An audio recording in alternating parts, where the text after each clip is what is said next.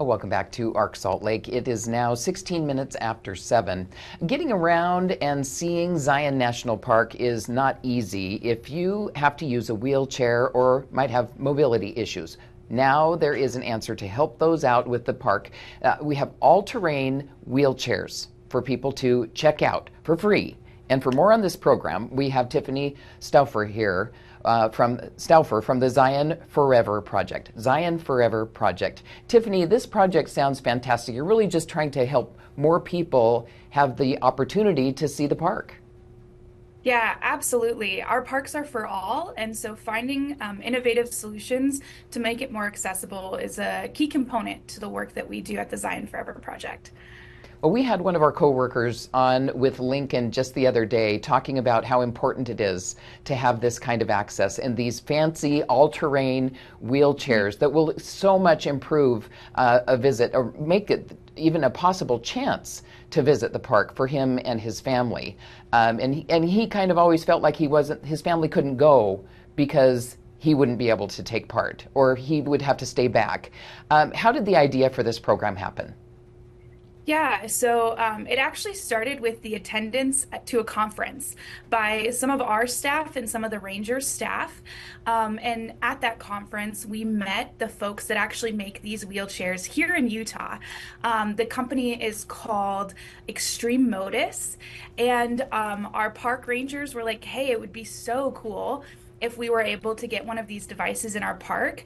And I think that interaction started all the way back in 2024. So sometimes these things take a little bit of time to figure out, but that really sparked the conversation. And through that, we became acquainted with the nonprofit organization To Live For. And they're, I believe, a Utah or a Colorado nonprofit. And so they actually assisted us in the purchasing of the device, and were able to help get that to the park at no cost. And so we worked with our park partner in Zion to write the grant to get that device for the public. And so it was a really cool opportunity that was sparked by an innovative Utah company, creating these devices that make the parks more accessible. Yeah, Extreme Modus. This is quite the team, how they came up with this. These two guys are just incredible. They really are, and it's been fantastic working with them to help get this device in our park, and the work that they're doing not only in the national parks, but in some of the state parks and throughout the Southwest to really create more accessible opportunities for folks is really empowering and exciting. I know we talked about it with Andrew yesterday, but how does this program work? How can people check out these mobility chairs? Yeah, so when you arrive in the park, if you go to the visitor center in the main canyon, you go to the information desk. We do at this time only have one device, and so it's kind of a first come, first serve, but you can go and check out the device there. Because this is the first chair owned by the park itself, you do have to kind of go through a waiver and a liability process and sign some forms, and then you're able to load the device up in your personal vehicle and head to the trails. And so it's a really unique program in the fact that the park actually is the one that owns this device. And so folks are able to really recreate in the space and pick it up in the park instead of having to bring it from outside. Yeah, like those big balloon wheels. They're able to, they call it all terrain, and it really does seem like it. It's really cool to see how many trails are now open to folks with mobility issues using this device, because it's a lot of the trails actually in the park. And the Park Service has a website about how to check out and more information on the trails that are available. If you visit nps.gov/Zion slash plan your visit, it's a pretty long web page, slash extreme modus. It has all the information there to kind of know what trails and what to expect, along with the specs for the device itself to make sure that it'll fit in your personal vehicle. Yeah, I was going to ask about how big your personal vehicle has to be. You also have to have someone who is pushing, right? Yes, it is not a motorized device, and so it is human powered, which can be a bit of a challenge, but As you can see in kind of the slideshow of the photos, lots of folks have already started taking advantage of these devices. And for those familiar with some of those accessibility devices, it's pretty standard. Okay, and there are some restrictions that you need help, and you have to sign the waiver. What does that all entail? It's a really simple process. You just come in and check out at the visitor center at the info desk. And that's just to cover liability concerns as you use the device in the park. Okay, and you said you can't reserve it, but it's So there first come is first serve. Yep, it's first come, first serve, and there is no, at this point, this is kind of our first season with it. We just started the program back in July.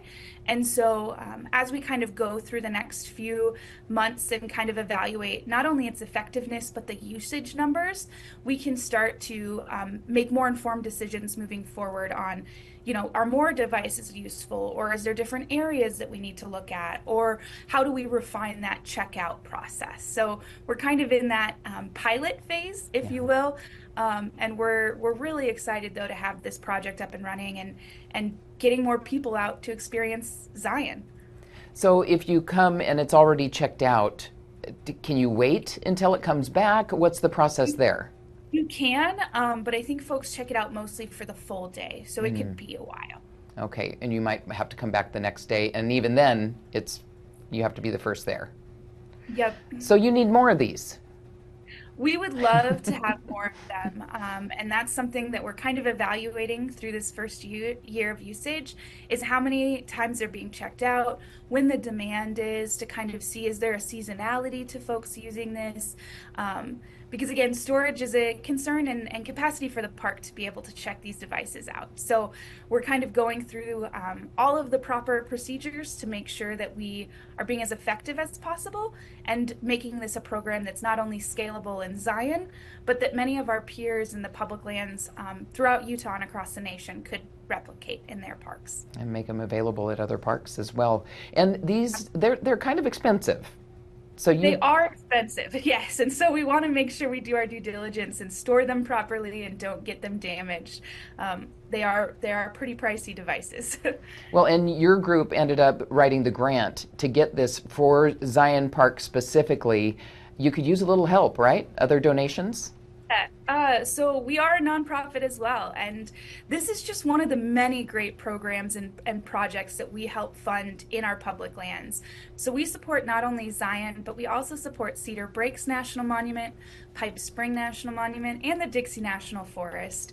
And we have tons of opportunities to kind of get involved, whether you care about accessibility like this project, educating the next generation of public land stewards through programs like the Junior Ranger or classroom visits, or if you love wildlife, we're doing some really cool stuff tracking mountain lions, the California condors, and different plant species in the park. And so you can learn more about the work that we do by visiting zionpark.org. But we are always kind of at the forefront, helping our federal land agency partners meet their needs. Okay, and a nonprofit, it's the zionproject.org or zionforeverproject.org? It's just zionpark.org. Zionpark.org. Okay, that's the address we have up now. And what about the Modus group? How can we learn more about them? Yeah, so Extreme Modus is the company that builds the devices, and the organization that we applied to the funding for is To Live For, and it's not spelled fully live, it's just the number two, and then LIV, and then the number four. But they're a really great organization, again, helping make public lands and state parks, I mean, parks of all sizes and shapes, communities, more accessible with the purchase and granting of these devices. So again, just so happy to partner with both of these organizations to make this opportunity possible. And we know it's a pilot project. It's kind of early right now. Have you had any interest from other parks or other areas? We definitely have, and we're kind of evaluating what it could look like for our other parks that we serve to have these devices, which is really exciting and kind of seeing that phased approach. And then I know our friends in the Park Service, since this is the first park that fully owns it, have been kind of making standard SOPs for other parks to replicate and are really sharing that information out, not only here with Utah parks, but also with parks across the nation to see how they could implement similar programs. Then know you have a good idea and you're making good things happen. Absolutely. And we want to amplify and do the most good we can. Okay, Tiffany, thanks so much. Tiffany with the Zion Forever Project. Tiffany Stauffer, thanks so much for joining us today. Again, zionpark.org is the website. Yep. Thanks.